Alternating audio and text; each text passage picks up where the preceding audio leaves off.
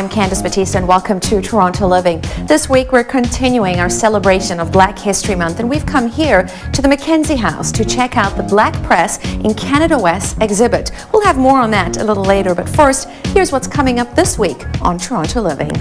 It's the Year of the Pig and we're celebrating Chinese New Year at the Dragon Ball. We go to the Lay Gallery for the Shangri-Lost exhibit that brings together drawings, photographs and text-based works on various media by three talented young artists.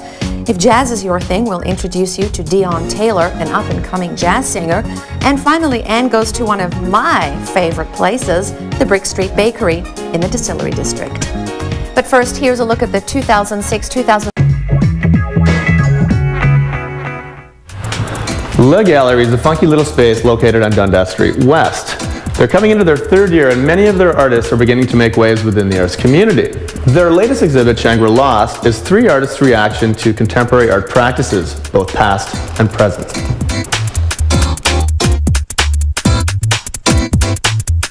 It's a little bit based on kind of youthful rebellion, arrested development, lost innocence, kind of guys without direction in their practices. And they're young guys who have just graduated from their kind of respective universities and not sure what their direction is, but know they still like to make art and party a lot.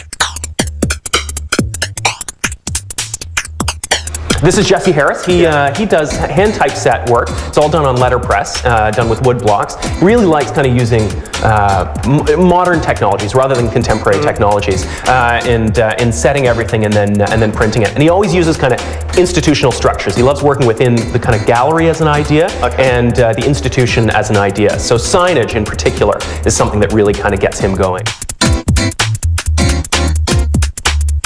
So some personal favorites, No Futura for You is of course set in the Futura typeface. And so for graphic designers and illustrators, yeah, there's a different kind of humor involved in that.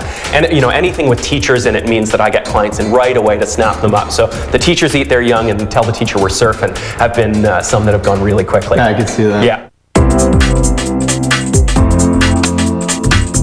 Shawn graduated from Concordia, and he was the doodler in the back of the class. And when he first came into me, it was a submission that I got from Montreal, and it was a very different kind of style of naive drawing. There's lots of drawing out there. It's making a real comeback. Absolutely. Publications are coming back in, and a lot in Toronto too. And Shawn was somebody who didn't have that kind of monster approach. It was much more about kind of film noir, royal family, theatrical staging. So a different set of influences coming out of what he was doing.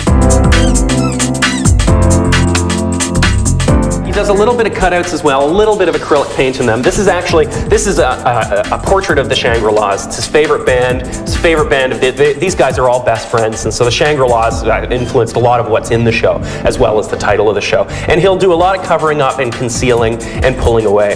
Yeah, he's got an interesting background too. A father from Sri Lanka, mother from Hong Kong, and he grew up in Newmarket. So it's a really kind of funny set of convergences that come together.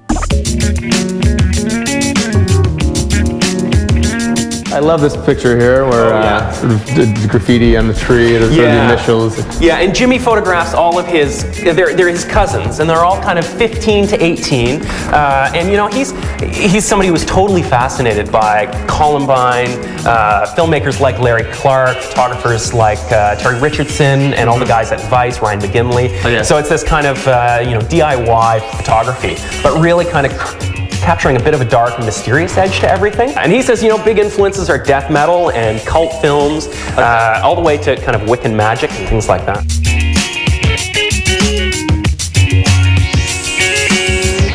These three talented artists bring together photography, drawing, and text-based works. Shangri-Lost is on until February 25th. I'm Manny Newbacher, and that's Toronto Living.